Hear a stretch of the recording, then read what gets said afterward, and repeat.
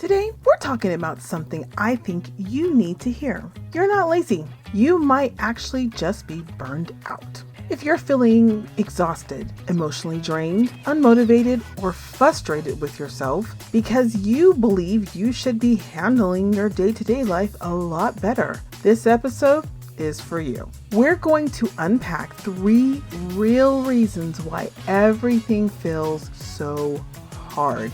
And more importantly, what you can actually do about it. Because sometimes the problem isn't that you are not trying hard enough. It is you've been trying hard for too long.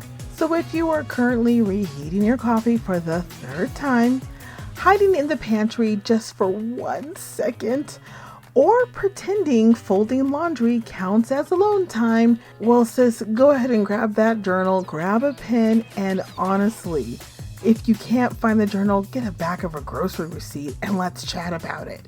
Before we dive into today's episode, I would like to ask, have you ever thought, I just want someone to walk me through this? Because I want to invite you to go a little bit deeper. I send weekly encouragement, supportive scriptures, and simple practical steps to help you feel more grounded, clearer, and more like yourself again in this season. Because this isn't about managing your home. It's about restoring your peace. Scripture reminds us that God is not a God of confusion or overwhelm, but of peace. And sometimes we just need help bringing that peace back into our everyday lives. So if you don't want to keep doing this alone, come join me. Sign up through the link in the show notes. I remember a season where I felt tired all the time. Not just physically tired, but mentally and emotionally exhausted. I was doing everything I was supposed to do. Taking care of the house, taking care of the kids, managing schedules, keeping everything moving. And honestly, from the outside, it probably looked like I had it all together.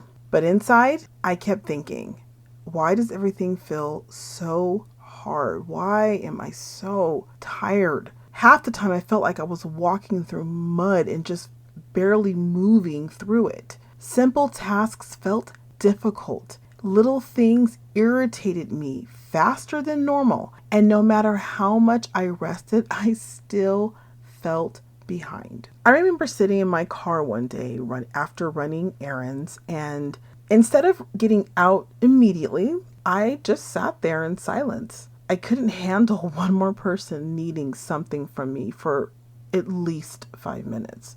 And that, of course, came with guilt because I was wondering, okay, am I just being lazy? Why can't I handle all this? Why can't I manage this better? How is it that other moms seem to handle this just fine and I am barely scraping through? I wish I had more energy.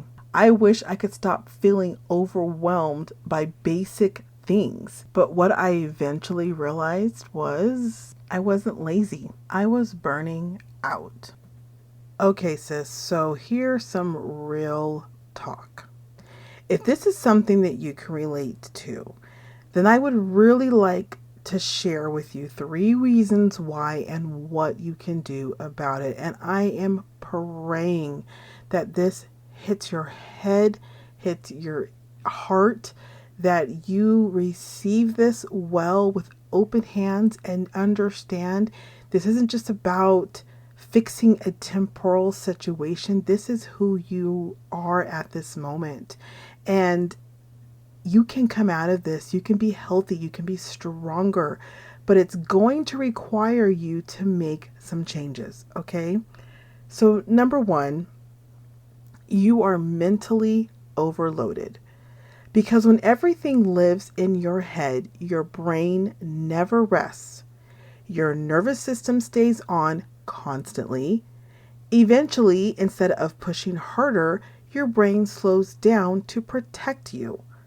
That shutdown can look like procrastination, zoning out, doom scrolling, and lacking motivation. These actions are not laziness, they are overload. Your brain is holding too many open tabs all day long. You're remembering appointments, planning meal, anticipating needs, keeping schedules straight, mentally tracking groceries, laundry, all the activities with school, everyone's emotions, all the emotional breakdowns, including your own, and responsibilities, and I need to go on. And most of these actions are invisible. So, to support you in this area, do a mental unload. We've talked about this before, but this time I want you to take it a little bit further in your step. So, in case you don't remember, the mental overload is where you grab your journal, your notebook, and you're writing down things like what you manage, everything you need to remember, and everything you mentally carry. You're not organizing it, you're essentially just dumping it from your brain to the paper. Once you have done this, I would like you to grab 4 pens, different colors, but 4 pens. Then I want you to circle each different section based upon the color.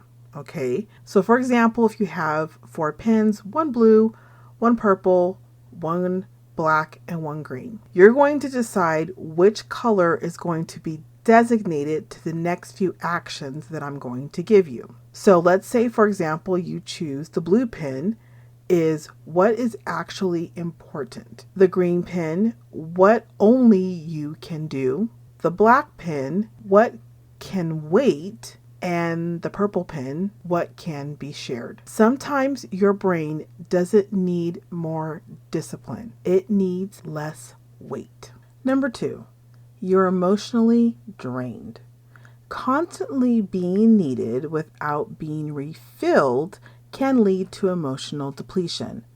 Emotional depletion often shows up as irritability, numbness, low motivation, exhaustion, and feeling disconnected from yourself. You're not just carrying tasks, you're carrying emotions, atmosphere, tension, needs, and interruptions, and that is exhausting. How to adjust this? Creating one intentional refill moment every single day. Not productive, not multitasking, an actual pause. Some examples of these are sitting outside for 5 minutes, listening to worship music before everybody wakes up, drinking your coffee while it's still hot, and I realize that is literally like a miracle, but it is a moment for you. And then another example is sitting in silence before starting the next activity. You don't need to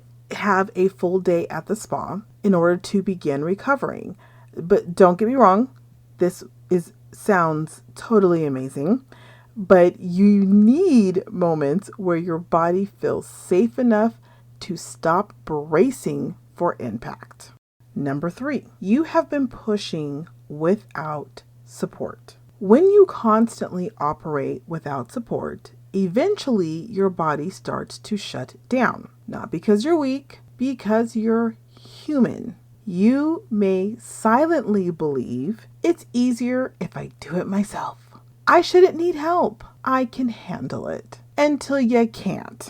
You've been carrying so much on your own for so long. Responsibilities, decision, emotional labor, and somewhere along the way, survival mode became the norm for you. One thing that we can focus on to help start turning this behavior and even the thought process is choosing one thing to stop carrying alone just this week. Just one thing, one task, one responsibility. Yes, you can do it. Ask yourself, who can help me this week? What can I release? What support would make things lighter this week? Ask a sweet, dear friend. Ask a family member. Please remember, sis, support does not have to be perfect to be helpful. So, today, if you've been feeling exhausted, overwhelmed, or frustrated with yourself, I want you to remember this. First, your brain may be in overload. It's not lazy. Second, emotional exhaustion is real, especially when you're constantly giving without being refilled. And third, you were never meant to carry all of this by yourself. You don't need more shame. You don't need more pressure. You certainly don't need to try harder.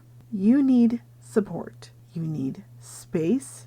And sister, you and I both need grace. So instead of asking, why can't I do more? Start asking, what am I carrying that I could actually release? And sister, start there. Hey mama, I hope you enjoyed today's show. If so, would you take 30 seconds and share it with a friend who is deep in the chaos and could use it today? Also, please leave a quick review for the show on Apple Podcasts or Spotify. Remember, you are my inspiration, so your review lets me know I'm blessing you. Alrighty, I am off to dance to the exit music, top off my iced coffee, and pretend I didn't just hear, "Where's Mom?" being yelled from the other room. I'll meet you soon for another episode. Bye, beautiful.